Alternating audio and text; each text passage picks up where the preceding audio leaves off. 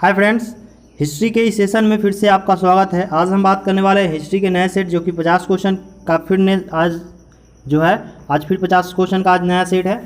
तो जल्द से जल्द अपने दोस्तों को शेयर कर दीजिए और क्लास को पूरा रेगुलर कीजिए, क्योंकि यहाँ पे जीके का हो गया, जीके में हिस्ट्री, ज्योग्राफी, सिविक्स, सारे सब्जेक्ट का एक एक वीडियो आपको प्रत्येक दिन मिल रहा है। तो ज़रूर जुड़िए। और ग्रुप डी का एग्ज़ाम भी होने वाला है अप्रॉक्स 2-3 महीने के आसपास।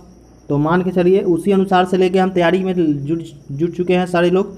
तो जल्द से जल्द मतलब अपने दोस्तों को भी शेयर कर दें और अच्छा लगे तो लाइक शेयर ज़रूर करें। तो चलिए आज हम पूरा 50 क्वेश्चन देखने वाले हैं। ये हिस्ट्री का सेट है और हिस्ट्री में ये 50 क्वेश्चन जो कि VVI है, ये लुसेंट का क्वेश्चन है। ठीक है, तो चलिए शुरुआत करते हैं आज का पहला क्वेश्चन। पहला क्वेश्चन आपकी स्क्रीन पर दिख रहा है 1 नंबर।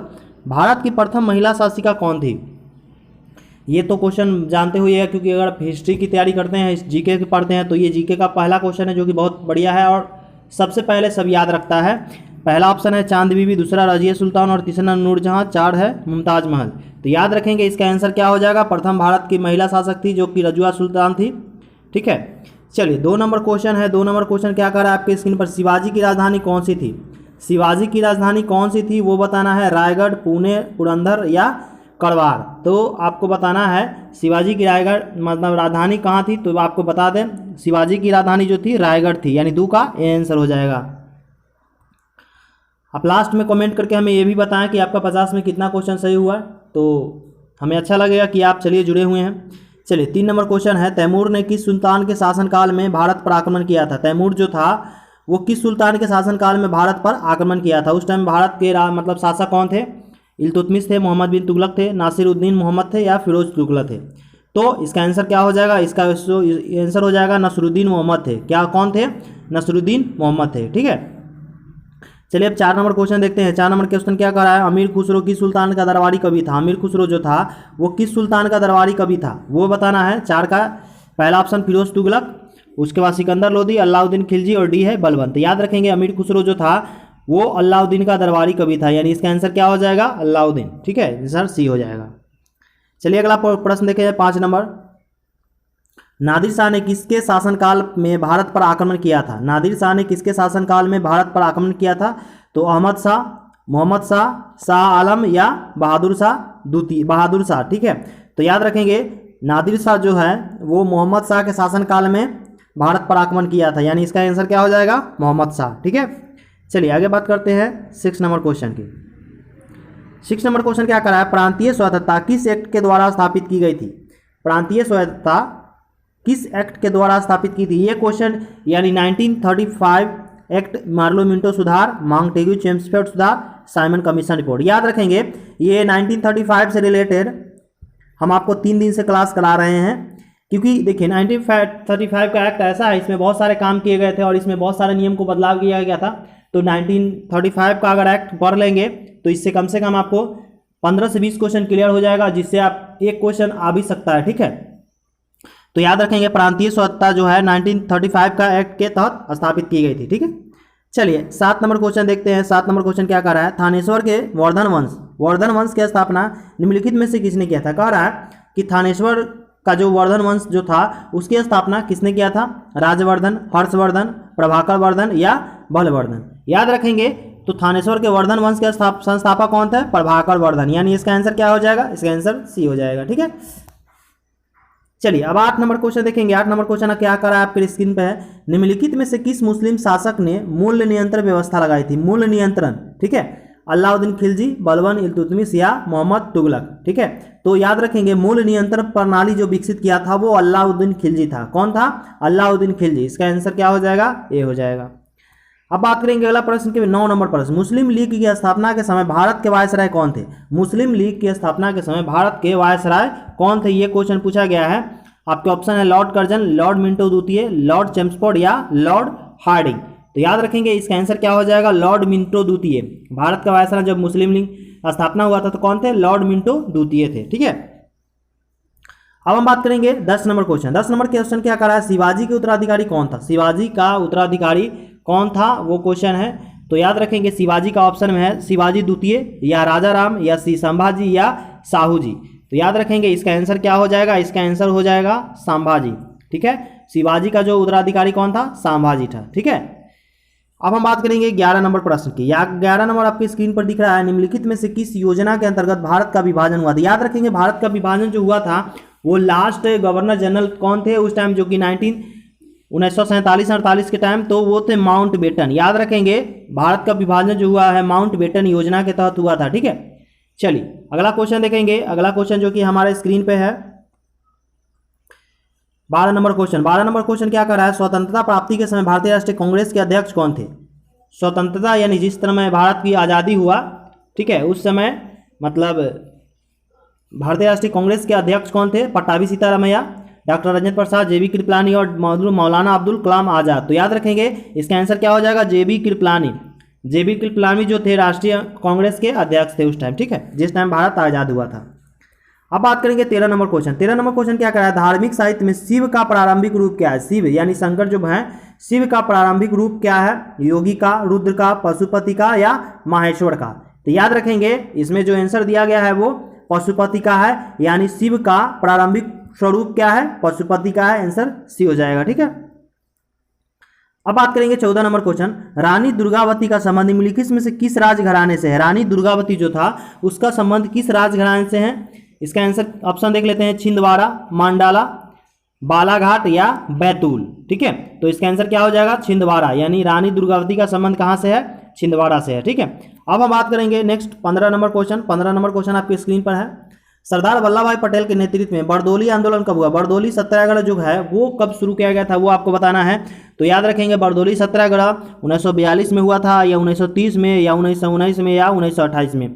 तो इसका आंसर क्या हो जाएगा? 1928 हो जाएगा, क्योंकि बरदौली सत्याग्रह जिसके नेतृत्व किए थे सरदार वल्लभ भाई पटेल, कब शुरू हुआ था? 1928 में। इसको याद रखेंगे। ठीक है, चलिए बात करते हैं 16 नंबर। भारतीय राष्ट्रीय कांग्रेस के अध्यक्ष निर्वाचित होने वाले प्रथम यूरोपीय कौन थे?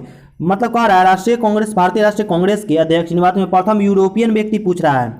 तो आपके ऑप्शन क्या है? एओहुम, जॉर्ज जिलो, विलियम बैडवर्न, एल्फ्रेड वेब। याद रखेंगे प्रथम यूरोपीय जो व्यक्ति था वो जॉर्ज यूलो था। ठीक है, जॉर्ज यूलो था प्रथम यूरोपियन व्यक्ति। ठीक है, चलिए अगला क्वेश्चन देखते हैं 17 नंबर। 17 नंबर क्वेश्चन कह रहा है निम्नलिखित में से कौन से भारतीय राष्ट्रीय कांग्रेस के प्रथम मुस्लिम अध्यक्ष थे? देखिए मुस्लिम अध्यक्ष मोहम्मद अली, मौलाना अब्दुल कलाम आज़ाद, बदरुद्दीन तैयब और सैयद मोहम्मद बहादुर। तो याद रखेंगे इसका आंसर जो हो जाएगा, इसका आंसर हो जाएगा बदरुद्दीन तैयब जी, यानी कांग्रेस के प्रथम मुस्लिम अध्यक्ष कौन थे? बदरुद्दीन तैयब जी। ठीक है, चलिए 18 नंबर क्वेश्चन देखते हैं। 18 नंबर क्वेश्चन क्या करा? 1854 का वुड डिस्पैच। याद रखेंगे वुड डिस्पैच कब लागू किया था? 1854 में। तो ये किससे संबंधित है? प्रशासनिक सुधार, स्वास्थ्य सेवा, शिक्षा या पुलिस? तो याद रखेंगे इसका आंसर क्या हो जाएगा? शिक्षा। वुड डिस्पैच जो है शिक्षा संबंधित था। कब लागू किया गया था? 1854 में। इसको हमेशा याद रखेंगे, 1854 में लागू किया था वुड डिस्पैच। ठीक है, चलिए बात करेंगे अब 19 नंबर क्वेश्चन। 19 नंबर क्वेश्चन आपके स्क्रीन पर दिख रहा है, कह रहा है बौद्ध धर्म के महायान संप्रदाय का संस्थापक नागार्जुन निम्नलिखित में से किस शासक के समकालीन थे? मतलब नागार्जुन जो थे, जो कि बौद्ध धर्म के महायान से संप्रदाय से संबंधित थे, वो किस शासक के समकालीन थे? बिंदुसार, अशोक, कनिष्क या हर्षवर्धन? तो इसका आंसर क्या हो जाएगा? कनिष्क के शासनकाल में नागार्जुन थे। कौन थे? नागार्जुन जो थे कनिष्क के शासनकाल में थे, जो कि बौद्ध धर्म के मतलब बौद्ध धर्म से संबंधित थे, जो कि महायान के संस्थापक थे। किसके?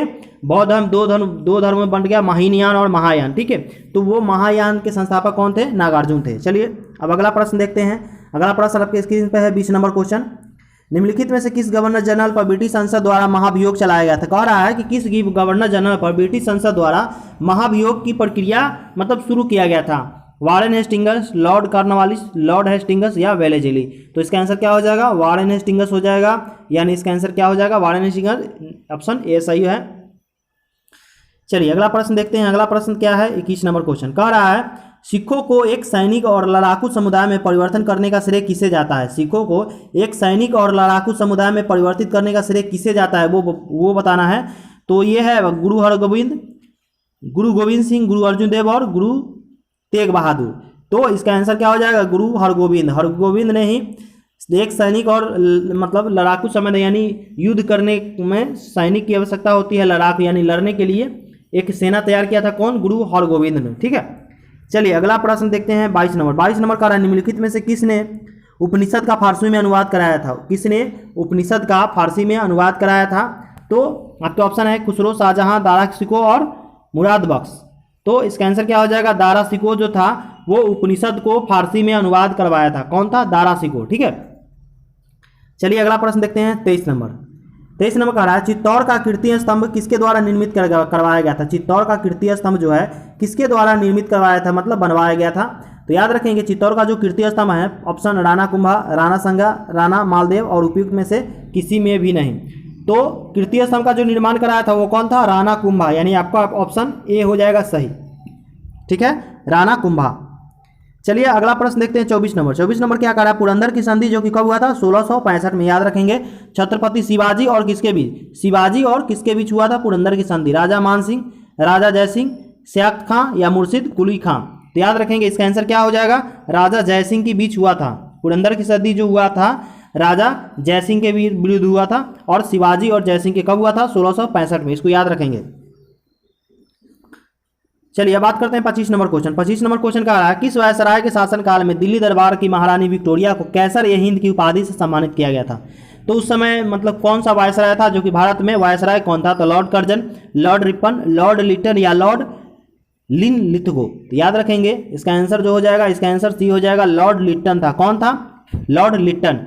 जिस समय दिल्ली दरबार में महारानी विक्टोरिया को केसर हिंद की उपाधि दी गई थी उस समय गवर्नर जनरल कौन था, जो वायसराय था वो लॉर्ड लिटन था। ठीक है, चलिए अगला प्रश्न देखते हैं 26 नंबर। 26 नंबर क्या करा, लॉर्ड वेलेस्ली ने पेशवाओं के साथ सहायक संधि की थी। कौन सी संधि, तो आपके ऑप्शन है पुरंदर की संधि, बेसिन की संधि, सुरजी अर्जुन गांव की संधि, देवगांव की संधि। तो इसका आंसर जो हो जाएगा वो बेसिन की संधि था। क्या आंसर हो जाएगा, बी हो जाएगा, बेसिन की संधि। लॉर्ड वेलेस्ली ने पेशवाओं के साथ सहायक संधि की थी, बेसिन की संधि। ठीक है, चलिए अब 27 नंबर क्वेश्चन देखते हैं। द्रविड़ वैष्णव भक्त को क्या कहा जाता था, द्रविड़ वैष्णव भक्त को क्या कहा जाता था, अलवार, नयनार, आयार व तेलंग। तो याद रखेंगे इसका जो आंसर हो जाएगा वो आंसर हो जाएगा अलवार कहा जाता था। द्रविड़ भक्तों को क्या कहा जाता है, द्रविड़ वैष्णव भक्तों को अलवार कहा जाता था। इसका आंसर क्या हो जाएगा, इसका आंसर ए हो जाएगा। ठीक है, चलिए अगला प्रश्न देखते हैं 28 नंबर। 28 नंबर क्या कह रहा है, किस राजा के शासनकाल में अष्टप्रधान मंत्री परिषद हुआ था। देखिए ये भी बहुत फेमस है। अष्टप्रधान जो है किसके देश शासनकाल में हुआ था, तो अकबर, शिवाजी, कृष्णदेव राव या टीपू सुल्तान। तो याद रखेंगे अकबर अष्टप्रधान जो कहेगा वो शिवाजी के शासनकाल में हुआ था। ठीक है, अष्टप्रधान जो है वो किसके शासनकाल में हुआ था, शिवाजी के शासनकाल में। ठीक है, चलिए अगला क्वेश्चन देखते हैं 29। अजमेर स्थित अढ़ाई दिन का झोपड़ा पहले क्या था, अढ़ाई। याद रखेंगे ढाई नहीं अढ़ाई है। पुस्तकालय, बौद्ध मंदिर, जैन मंदिर, संस्कृत विद्यालय। तो इसका आंसर क्या हो जाएगा, संस्कृत विद्यालय था। अढ़ाई दिन का झोपड़ा जो था वो क्या था, संस्कृत विद्यालय था। ठीक है, चलिए 30 नंबर क्वेश्चन देखते हैं। 30 नंबर आपके ऑप्शन स्क्रीन पे है। भक्ति आंदोलन के जन्मदाता किसे माना जाता है, शंकराचार्य, निम्बकाचार्य, रामानुजाचार्य या माधवाचार्य। तो इसका आंसर क्या हो जाएगा, भक्ति आंदोलन के जन्मदाता जो है रामानुजाचार्य को माना जाता है। इसका आंसर सी हो जाएगा। ठीक है, चलिए अगला प्रश्न देखते हैं 31 नंबर। 31 नंबर अगला प्रश्न है, स्वाधीनता हमारा लक्ष्य है और हिंदुत्व ही हमारी आकांक्षा पूरी कर सकती है। यह कथन किसका था, तो देखिए यहाँ क्वेश्चन का हिंदुत्व ही हमारी आकांक्षा था। जो हिंदू मतलब जो हिंदू भाषी व्यक्ति थे उन्हीं से रिलेटेड ये आंसर हुआ। तो इसका ऑप्शन है अरविंद घोष, लोकमान्य तिलक, देवेंद्रनाथ टैगोर और राम गोपाल घोष। तो इसका आंसर क्या हो जाएगा, अरविंद घोष। ठीक है, अरविंद घोष जो है यार इन्हीं का कहना था कि स्वाधीनता हमारा लक्ष्य है और हिंदुत्व ही हमारी आकांक्षा की पूरा कर सकता है। ठीक है, कौन थे, अरविंद घोष। चलिए अब 32 नंबर क्वेश्चन देखते हैं। 32 नंबर क्वेश्चन क्या करा है, कलकत्ते से प्रकाशित उदंत मार्तंड अखबार का प्रकाशन किसने किया था। उदंत मार्तंड अखबार का प्रकाशन किसने किया था, पंडित सुंदरलाल, पंडित जुगल किशोर, पंडित अमृतलाल या पंडित मोतीलाल नेहरू। ठीक है, तो इसका आंसर क्या हो जाएगा, पंडित जुगल किशोर। क्या आंसर हो जाएगा, पंडित जुगल किशोर। इसका आंसर बी हो जाएगा। अब बात करेंगे 33 नंबर। किस ब्रिटिश जनरल ने झांसी की रानी लक्ष्मीबाई को विद्रोहियों का सर्वोत्तम एवं सबसे बहादुर नेता बताया था, विद्रोहियों का सर्वोत्तम एवं सबसे बहादुर नेता बताया था। तो कौन सा ब्रिटिश व्यक्ति था वो बताया था, सर कोलिन कैंपबेल या मेजर जनरल हॉवलॉक या सर जेम्स ऑस्ट्रम या सर ह्यूज रोज। तो याद रखेंगे इसका जो आंसर हो जाएगा वो ह्यूरोज था। सर हाजरोज लिखा हुआ है, ह्यूरोज था। ठीक है, उस टाइम सर ह्यूरोज था। अब अगला क्वेश्चन देखते हैं 34 नंबर। पेरियार नाम से कौन प्रसिद्ध था, पेरियार नाम से कौन प्रसिद्ध था। आपके ऑप्शन है CV Raman Pillai, CN Mudaliar, EV Ramaswamy Naicker या के रामकृष्ण पिल्लई। तो इसका आंसर क्या हो जाएगा, ईवी रामास्वामी नायकर। पेरियार के नाम से ईवी रामास्वामी नायकर प्रसिद्ध थे। ये क्वेश्चन जो है ये आप मतलब पीछे के 2-3 क्लास में करवा चुके हैं हिस्ट्री में। चलिए 35 नंबर क्वेश्चन देखते हैं, आपके स्क्रीन पे है। बंकिम चंद्र चटर्जी द्वारा 1873 में स्थापित संपादकीय बंगाल मासिक पत्रिका का नाम क्या था? यानी बंकिम चंद्र चटर्जी द्वारा 1873 में एक बंगाली संपादिक पत्रिका जारी किया था, उसका नाम क्या था? सोम प्रकाश, बंगदूत, बंग दर्शन या बंगाली? तो याद रखेंगे इसका जो आंसर हो जाएगा वो बंग दर्शन था। क्या था? बंकिम चंद्र चटर्जी जो है बंग दर्शन का स्थापना किया गया था 1873 में, जो बंगाली मासिक पत्रिका थी। ठीक है, चलिए 36 नंबर क्वेश्चन देखते हैं। 36 नंबर क्वेश्चन क्या कर रहा है? बाल गंगाधर तिलक को फादर ऑफ इंडियन अनरेस्ट किसने कहा था? ये है वैलेंटाइन सिरोल, डिजराइली, मिंटो द्वितीय या चेम्सफोर्ड? याद रखेंगे इसका आंसर जो हो जाएगा, इसका आंसर हो जाएगा Valentine सिरोल। Father of Indian unrest कहा था वैलेंटाइन सिरोल कहा था ये बाल गंगाधर तिलक को। ठीक है, चलिए अगला प्रश्न देखते हैं। अगला प्रश्न 37 नंबर क्वेश्चन आपकी स्क्रीन पर है। कौन क्रांतिकारी आतंकवादी अपने जीवन के अंत में रामकिशन मिशन स्वामी बन गया? रामकिशन मिशन की स्थापना किसने की है ये जान जाइए। अरविंद घोष, हेमचंद कानूनगो, अजीत सिंह या जतीन्द्र नाथ चट्टोपाध्याय? तो इसका आंसर क्या हो जाएगा? जतीन्द्र नाथ चट्टोपाध्याय। यही जो थे ये अपने जीवन के अंत में रामकिशन मिशन की स्वामी बन गए और शुरुआत में क्रांतिकारी आतंकवादी थे। कौन थे? जतीन्द्र नाथ चट्टोपाध्याय। ठीक है, चलिए 38 नंबर क्वेश्चन कह रहा है निष्क्रिय विरोध के सिद्धांत के जनक कौन है? निष्क्रिय विरोध के सिद्धांत के जनक कौन थे? बीजी तिलक, अरविंद घोष, जीके गोखले यानी गोपाल कृष्ण गोखले, एमके गांधी? यानी आपके चलिए ये ऑप्शन हो गया, इसका आंसर जो हो जाएगा अरविंद घोष। निष्क्रिय विरोध के सिद्धांत कौन थे? अरविंद घोष, जो कि गरम दल के नेता भी थे। गरम दल के नेता नहीं थे, मतलब गरम विचार संबंधित थे अरविंद घोष, जो कि हिंदूवादी नेता भी थे। ठीक है, चलिए 39 नंबर क्वेश्चन है। अमृत बाजार पत्रिका की स्थापना किसने किया था? अमृत बाजार पत्रिका की स्थापना किसने किया था? तो शिशिर कुमार घोष, गिरीश चंद्र घोष, हरीश चंद्र मुखर्जी, एस.एन. बनर्जी? तो याद रखेंगे इसका आंसर क्या हो जाएगा? शिशिर कुमार घोष। इसका आंसर ए हो जाएगा। ठीक है, अमृत बाजार पत्रिका की स्थापना शिशिर कुमार घोष ने किया था। अब बात करेंगे 40 नंबर क्वेश्चन। 40 नंबर क्वेश्चन क्या कर रहा है? तमिल पत्रिका कुड़ी आरासू के संस्थापक कौन थे? जो कि तमिल पत्रिका थी। Annadurai, P Tyagaraja Chetty, T M. नायर या ई.वी. स्वामी नायर? तो इसका आंसर जो हो जाएगा वो ई.वी. स्वामी नायर हो जाएगा, यानी इसका आंसर डी हो जाएगा। ठीक है, चलिए अगला प्रश्न देखते हैं 41 नंबर। ब्रिटिश सरकार द्वारा मानव बलि बंद किए जाने के प्रयास के कारण किस जाति ने विद्रोह किया था? यानी मानव बलि को बंद किए जाने का विद्रोह कौन सी जनजाति किया था? तो थादो कुकी, खोंड, उराव या नायकदा? तो इसका आंसर जो हो जाएगा, इसका आंसर हो जाएगा खोंड। खोंड जो जाति था वो मानव बलि बंद किए जाने का विरोध किया था, मतलब वो शुरू करना चाहता था, मतलब शुरू रहने देना चाह रहे थे। कौन सी जाति? खोंड जाति। चलिए 42 नंबर क्वेश्चन देखते हैं। 42 नंबर क्या कहा है? उराव विद्रोह के नेता कौन था? उराव विद्रोह का नेता कौन था? जतरा भगत, जोड़िया भगत, कान्हू भगत या बुद्धो भगत? तो याद रखेंगे इसका आंसर जो हो जाएगा जतरा भगत था। उराव विद्रोह के नेता कौन थे? जतरा भगत। चलिए अगला प्रश्न देखते हैं 43 नंबर। 43 नंबर क्वेश्चन क्या कर रहा है? बंबई में all India trade union Congress की स्थापना कब हुई थी? 1929, 1925, 1919 या 1939? तो याद रखेंगे ऑल इंडिया ट्रेड यूनियन की स्थापना 1925 में हुआ था। इसका आंसर बी हो जाएगा। ठीक है, चलिए अगला प्रश्न देखते हैं 44 नंबर। 44 नंबर क्वेश्चन क्या है? किसके काल में भारत में मजदूर आंदोलन पर कम्युनिस्ट विचारधारा का प्रभाव पड़ा? 1918 से 1924, 1924 से 34, 1934 से 39, 1939 से 45?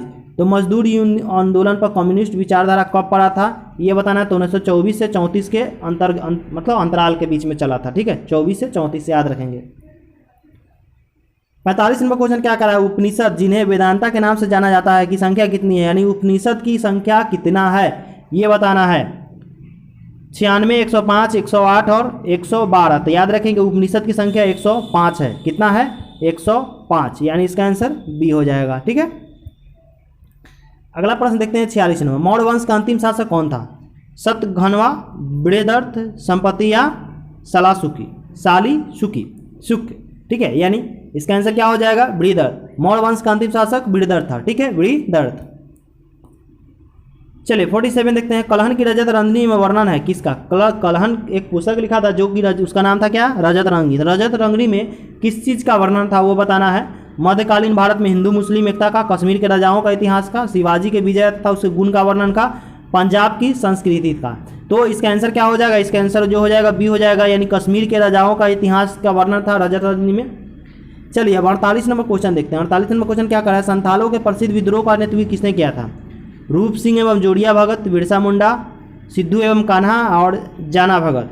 तो याद रखेंगे इसका आंसर जो हो जाएगा सिद्धू और कान्हा भगत, सिद्धू और कान्हा, इसका बी सी आंसर हो जाएगा। ठीक है, चलिए सेकेंड लास्ट क्वेश्चन देखते हैं। 49 ऋग्वेद में सूक्तों की संख्या कितना है? ऋग्वेद में सूक्तों की संख्या कितना है? 211, 213, 215, 217। तो याद रखेंगे इसका आंसर 217 हो जाएगा ऋग्वेद में सूक्तों की संख्या। ठीक है, चलिए 50 नंबर क्वेश्चन देखते हैं। महात्मा गांधी द्वारा कांग्रेस के पद का दायित्व कब ग्रहण की, मतलब महात्मा गांधी जो थे कांग्रेस के एकमात्र अधिवेशन की अध्यक्षता किए थे, जो कि कब था? तो 1924, 1923, 1934 और 1925। तो याद रखेंगे कांग्रेस जो थे, कांग्रेस के अध्यक्ष गांधी जी 1923 में बने थे। तो आज के सेशन को यहीं पे हम खत्म करते हैं, क्योंकि आज 50 क्वेश्चन हो चुका है, जो कि ये हिस्ट्री का क्वेश्चन था। अगर आपको कोई भी दिक्कत हो तो हमें कमेंट में बताइए, और एज भी बताइए कमेंट आपके कितना 50 में से सही हुआ। इसी तरह से रेगुलर वीडियो आपको मिलता रहेगा। तो चलिए आज की क्लास को हम यहीं पे ख़त्म करेंगे, मिलेंगे नेक्स्ट वीडियो में। अभी के लिए इतना ही, धन्यवाद।